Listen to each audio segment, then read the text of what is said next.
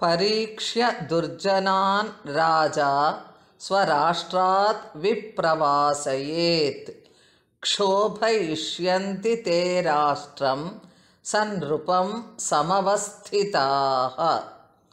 ಸುಭಾಷಿತ ಸುಧಾನಿಧಿ. ರಾಜನಾದವನು ತನ್ನ ಪ್ರಜೆಗಳನ್ನು ಪರೀಕ್ಷಿಸಿ ಅವರಲ್ಲಿರುವ ಕೆಟ್ಟವರನ್ನು ತನ್ನ ದೇಶದಿಂದ ಗಡೀಪಾರು ಮಾಡಬೇಕು.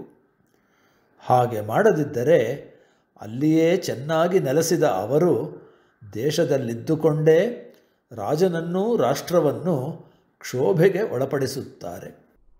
A king should examine his subjects and banish the worst among them from his country.